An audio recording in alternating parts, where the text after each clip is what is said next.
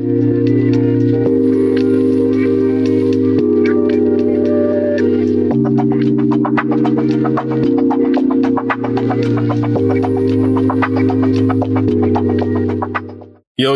what's going on? It's your boy Lamar, and this is episode 2 of my Patreon podcast. Today, I really just want to talk about the mistakes that have cost me a lot of money in this business. And so we're going to title this episode, Flipping Mistakes That Cost Me Money.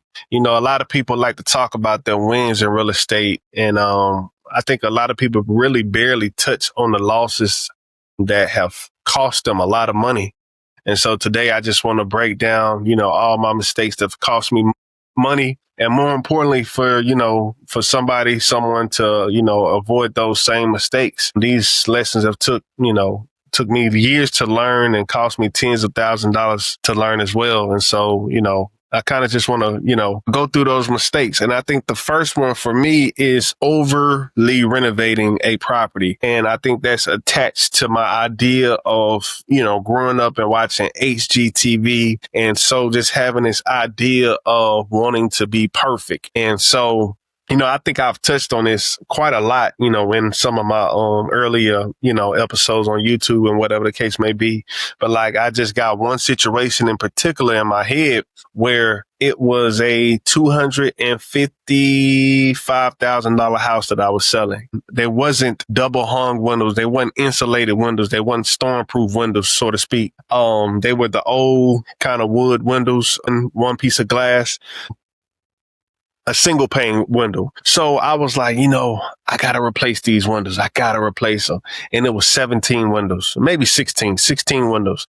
And it cost me a total of $7,500 to replace those windows. And so, like I said, I listed the property for $260,000, I believe, somewhere around there. And so I end up selling that house for $225,000. So that $7,000 that I had that I didn't have to pay for in the beginning end up, coming out of my pocket, and I end up losing even more money because I didn't sell the house for what I thought I was going to sell it for. And I lost the money that, that I paid for the windows. And if you think about it, I had the house for maybe 4 to 5 months. It was $7,000, $2,500. That could have been money in holding costs. So that's what I mean by overly renovating it. And that's something that I'm just not getting it this year. I as long as I've been in this business, I'm just not understanding the concept of you don't have to be perfect in this business.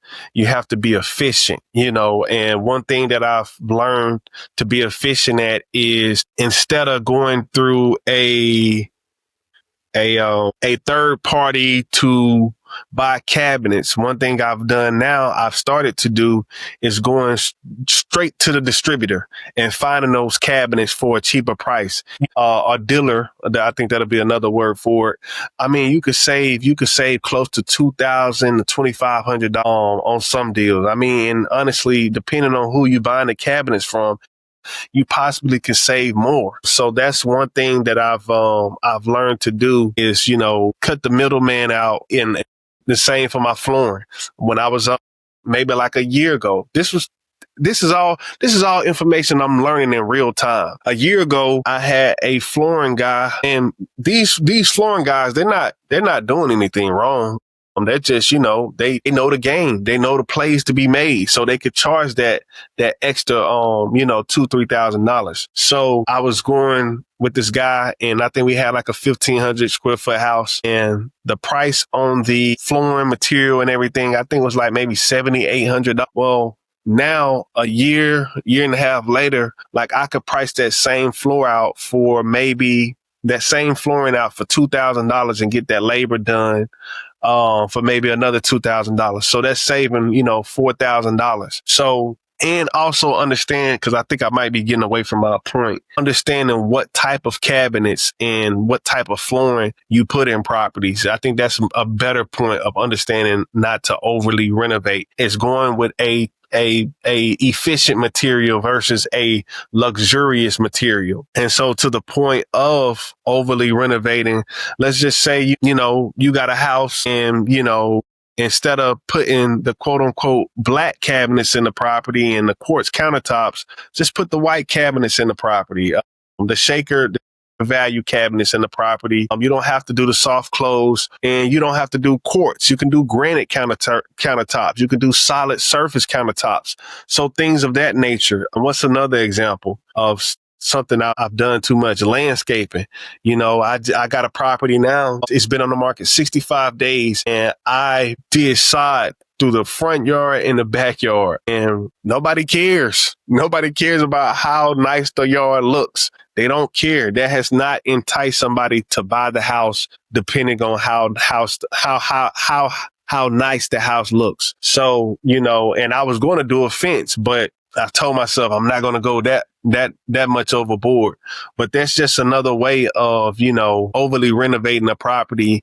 And just being honest, I think most sellers, and especially depending on your margins, most sellers really just want a functional house. So I think it's, right to understand, what neighborhood you in, school districts, things of that nature, what type of customer you have, what type of affordability is in that area. I think those are all things to consider, when you talk about how much you're going to spend on renovations. And I think something that can help is, like I said, going to distributors and dealers versus going to a middleman, and ordering in bulk. I think that's, something that helps out a lot as well. So, yeah. So, I mean, that's just something that costs you money.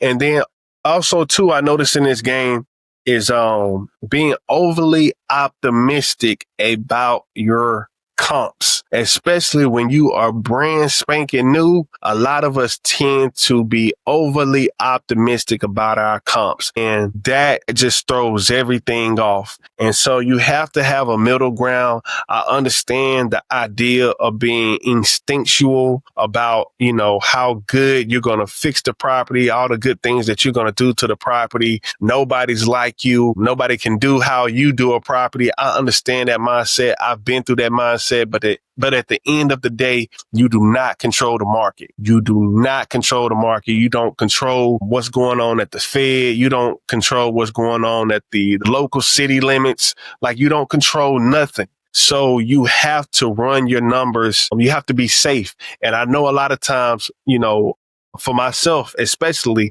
I don't like to lose deals. So I have this mindset that, I could spend an extra $2,000-$3,000. I could spend an extra $5,000. And then when you overly renovate the property, plus bad comping your properties the wrong way, you setting yourself up. That's a double-edged sword. Like, you setting yourself up for failure. So, that's just something that I've, been trying to learn, is not to be overly optimistic about my comps.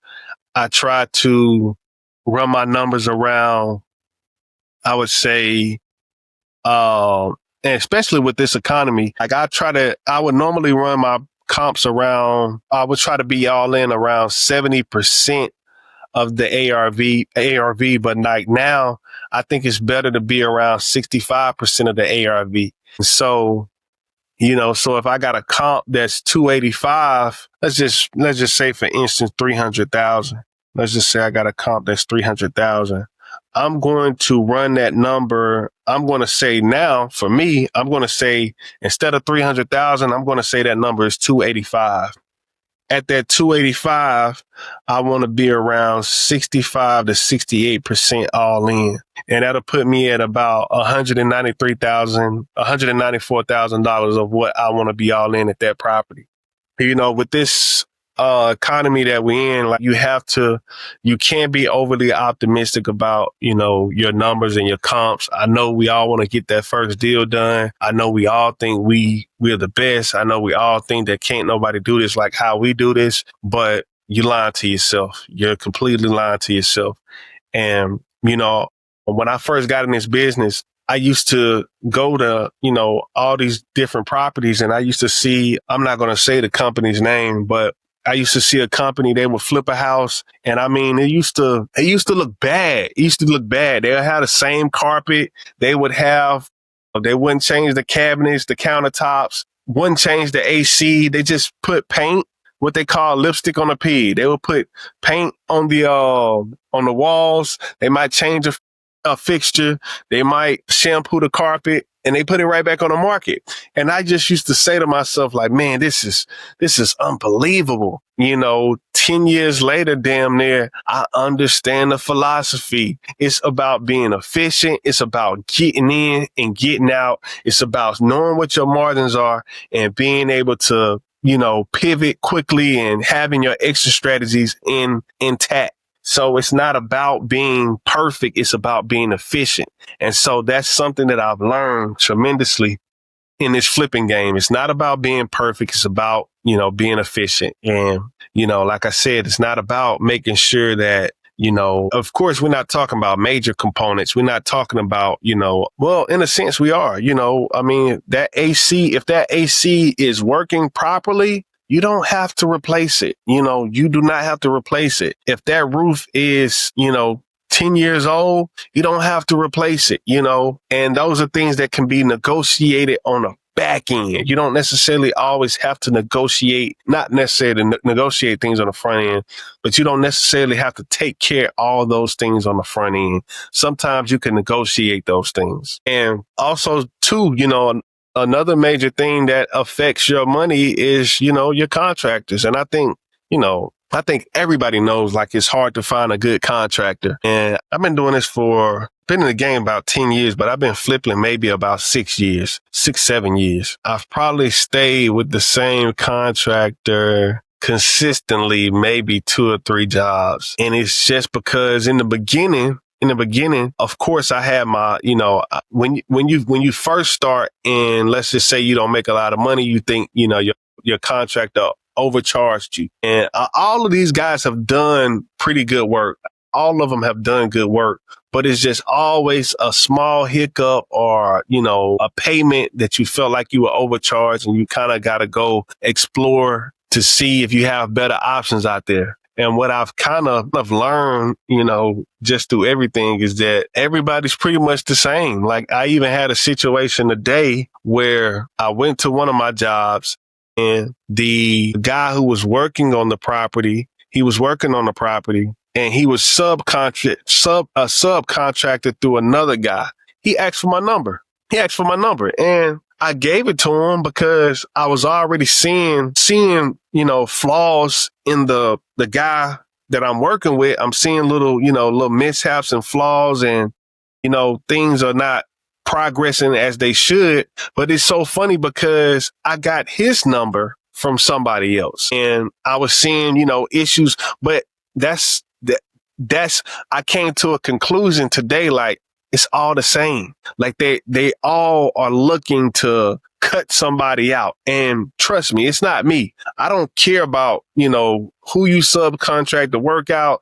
I just care about the work doing good. If that's your flow, if that's your thing, you gave me your price already. I don't care about who's doing the job, as long as it's done right and if it's done in a timely, fashion. But, that's just something that I've noticed, like, a lot of these cats are doing the same thing. A lot of these contractors are not licensed. They don't have permits. They're working under somebody else's permit, and it just dilutes the game. And if you're just getting started, you're going to think that if you hear the word contractor, you're going to hear that you think that they licensed, you think they know how to do everything. And 9 times out of 10, they subcontracting everything out.